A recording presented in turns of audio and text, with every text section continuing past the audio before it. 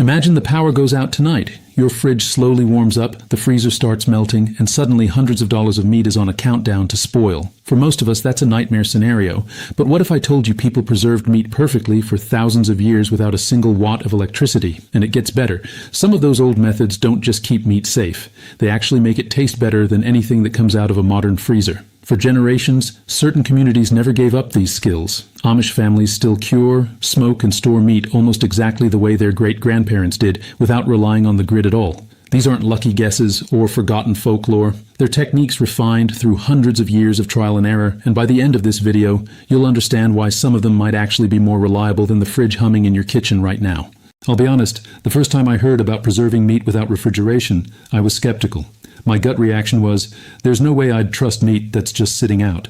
But after trying properly cured meat for the first time, I was genuinely surprised. Richer flavor, completely different texture, and it made me question whether refrigeration is really the gold standard we all assume it is. Let's start with the method that everything else is built on: salt. It doesn't look like much sitting in your cupboard, but salt has been one of humanity's greatest survival tools. It was once so valuable that entire trade routes were built around it, and many historians believe the word salary traces back to payments made in salt. That's how much this simple mineral once mattered. Here's the science, and it's simpler than you'd think. Bacteria need moisture to grow. Salt pulls that moisture out of meat through osmosis, and without water, harmful bacteria simply can't multiply.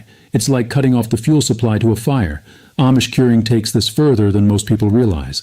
They don't sprinkle salt like a seasoning. They coat every surface of the meat completely, working it into every fold and crevice, whether it's a pork shoulder, a beef roast, or a whole chicken. Larger cuts need extra time, so the salt can work its way deep into the muscle. There's a trick most people miss here too.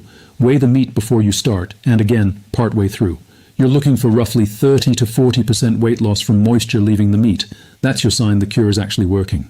I once watched someone try to cure meat by sprinkling table salt over the top like they were seasoning a steak. It spoiled within days. That's the equivalent of waterproofing your roof with a single umbrella. Real curing is a process, not a shortcut, and when it's done right, it doesn't just preserve the meat. It transforms it, concentrating the flavor into something a fresh cut from the grocery store can't touch. But salt has limits. Humidity, temperature swings, and long storage times can still create problems, which is why experienced preservers almost never stop at salt alone. That brings us to the next layer: smoke. Most people think of smoking as a weekend barbecue flavor booster. In reality, it's been a serious preservation method for centuries. Smoke carries natural antimicrobial compounds that settle onto the meat's surface and slow bacterial growth, while the gentle, steady heat continues pulling out moisture. Walk into a traditional smokehouse and you'll see hams, sausages, and slabs of bacon hanging from wooden beams for hours, sometimes days. Nothing about this process is rushed. Amish smokehouses treat wood choice like a recipe ingredient. Hickory gives a bold, heavy flavor. Applewood and cherry lean sweeter and milder. Oak strikes a balance that works well on larger cuts. Cold smoking, done below 100 degrees Fahrenheit, can stretch out over days, but produces meat with serious shelf life. Hot smoking cooks and preserves at the same time, which is faster but different in character. I learned the hard way that this isn't as simple as tossing wood chips on a hot grill. I tried exactly that once, cranked the heat, and ended up with something closer to a burnt campfire than barbecue. My neighbors probably assumed I was signaling low-flying aircraft. There's a trick worth knowing here. After salt curing, let the meat rest until it forms a pellicle, that slightly tacky surface layer that helps smoke actually adhere. Then smoke low and slow. Done properly, this combination can keep meat stable for months, sometimes close to a year, under the right storage conditions. Not everyone has access to a smokehouse though, so people developed another method that adds an ingredient you'd never expect to see near a piece of meat: sugar. On its own, sugar isn't nearly as powerful as salt, but combined with it, the two become a genuinely effective team. Sugar helps draw out moisture just like salt does, while softening the harshness of a heavy salt cure, and creating that sweet-savory balance you taste in a good traditional ham or bacon. The ratio matters more than people expect. Most traditional cures land around 1 part sugar to 2 or 3 parts salt, adjusted by feel and experience. Too much sugar and the surface turns sticky and mold-prone. Too little and you lose the balance that makes this method worth doing at all. I remember tasting properly sugar-cured bacon after years of eating the ordinary supermarket stuff, and the difference was almost unfair. It wasn't sweet like candy. It had layers that made regular bacon taste flat by comparison. Before refrigeration was common, farming families leaned on this method specifically because it preserved meat while making it taste better over time, turning a survival necessity into something people actually looked forward to eating. Sometimes, though, people wanted something with more punch, a bold, tangy flavor they could prepare in a brine rather than a dry rub. That's where vinegar comes in, and it's more versatile than most people give it credit for. Vinegar's natural acidity creates an environment where many harmful bacteria simply can't survive. Traditionally, it gets combined with salt, water, herbs, and spices into a flavorful brine that penetrates the meat rather than just sitting on the surface. Garlic, peppercorns, bay leaves, and mustard seed are common additions that round out the sharpness so the result isn't overwhelmingly sour. A relative of mine once decided to experiment with a vinegar brine using an old family recipe and misread the ratios, essentially drowning the chicken in straight vinegar. Every bite made your face pucker harder than biting into a lemon. It preserved our memories of that dinner more than anything else. Done correctly, though, vinegar brining keeps meat tender and flavorful for weeks longer than you'd expect, and it works especially well on sausages, fish, and poultry.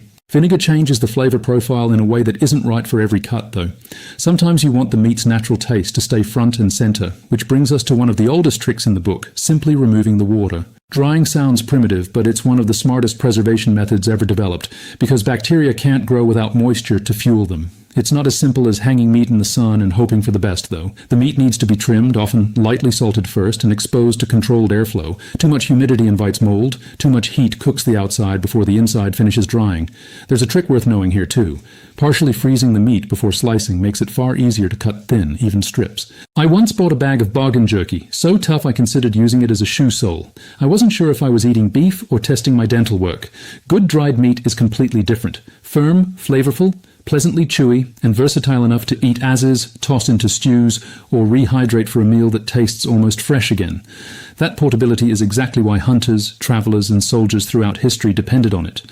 Dried meat can still be vulnerable to moisture creeping back in depending on the climate, which is why many traditional preservers added one final, unusual layer of protection. Instead of removing the fat, they used it to seal everything in. Rendering lard involves slowly melting animal fat until the impurities separate out, leaving behind a clean liquid fat. Pour that over cooked or cured meat and let it cool, and it hardens into an airtight seal that blocks oxygen and keeps bacteria out, essentially a homemade version of vacuum sealing. Amish households treat this as standard practice, using every part of the animal so nothing goes to waste. The cracklings left behind make a solid snack, and the lard itself becomes a genuinely useful cooking fat afterward. The first time this method was described to me, I pictured pulling dinner out of what looked like a bucket of candle wax. It didn't sound appetizing. But sealed properly, meat stored this way can last 6 months or longer in a cool, dry space.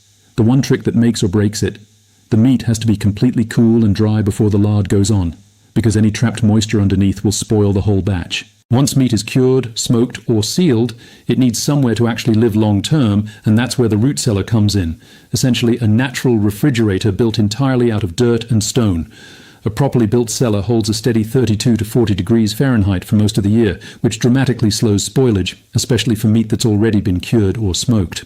Good airflow matters just as much as the temperature, since trapped moisture invites mold fast. I once visited an old farmhouse where the owner showed me a root cellar his family had used for 3 generations. While everyone else worries about power outages ruining their food, he just smiled and said the earth has never sent him an electric bill. Hard to argue with that. It's remarkable that one of history's most dependable storage systems is, at its core, just a hole in the ground with good ventilation. When winter arrives, nature offers its own version of a freezer, and in cold climates, people have used it for generations. Large cuts of meat get hung outside, protected with breathable cloth to keep off snow, rain, and curious animals while still allowing air to circulate.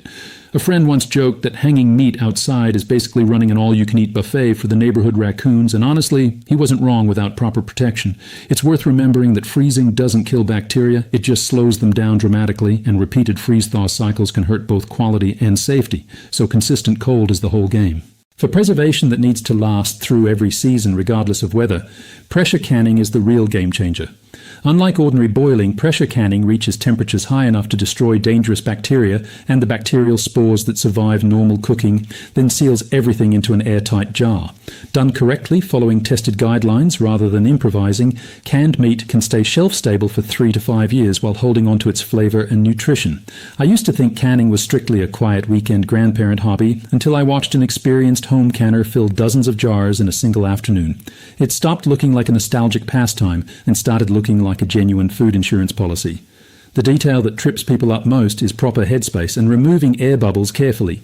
Cutting corners here isn't worth the risk, especially with low-acid foods like meat, so sticking to tested procedures really matters. These layered methods work best when they're stacked rather than used alone. Salt or sugar cure first, then smoke or brine for flavor and extra protection. Seal the result in lard if you want it to last even longer, and finish by storing it in a root cellar or sealing it in jars for the long haul. Each layer builds on the one before it, and that's really the secret traditional preservers understood long before anyone had a word for food science: redundancy. If one barrier fails, another one is already doing the work. And if you want to see all of these principles combined into a single food, look no further than pemmican. Traditionally made by drying lean meat until brittle, grinding it into powder, and mixing it with rendered fat in roughly equal parts by weight, sometimes with dried berries added for nutrients and flavor. The result is compact, incredibly calorie-dense, and capable of lasting for years without any refrigeration at all, which is exactly why it was the fuel of choice for explorers and fur traders whose survival depended on carrying serious energy in a small package. I tried making my own batch once, picturing something like a gourmet protein bar. What I actually produced looked more like a mystery brick that even my dog turned down. The real trick is getting the meat completely dry before mixing and rendering the fat cleanly. Get those two things right, and you end up with one of the most durable foods ever created. Looking back across all of these methods, a pattern starts to emerge. Salt pulls out moisture. Smoke adds a protective antimicrobial layer. Sugar balances the cure while helping preserve. Vinegar changes the environment bacteria need to survive. Drying removes water entirely. Rendered fat blocks oxygen. Root cellars provide steady natural cooling. Winter freezing borrows the season itself. Pressure canning creates a sealed, sterile environment. And pemmican stacks several of these principles into one food built to last for years. Refrigerators are undeniably convenient, and they've changed how we eat in ways we mostly take for granted. But these older methods are a reminder that people fed their families successfully for thousands of years before electricity ever entered the picture. And many of these techniques are still in daily use today, not out of nostalgia, but because they simply still work. If you want to try any of this yourself, start small. Cure chicken breast this weekend. Smoke a piece of pork belly. Build a basic drying rack out of scrap wood and screen. Keep your equipment clean. Use high-quality fresh meat. Watch for any off-smell, sliminess, or mold, and when in doubt, throw it out. In humid climates especially, take drying and smoking slowly rather than rushing the process. Because in the end, the biggest lesson here isn't really about meat at all. It's a reminder that some of humanity's smartest solutions were never built with machines or algorithms. They were built with patience, observation, and knowledge passed down carefully from one generation to the next. Proof that sometimes the oldest tricks are still the smartest ones in the room.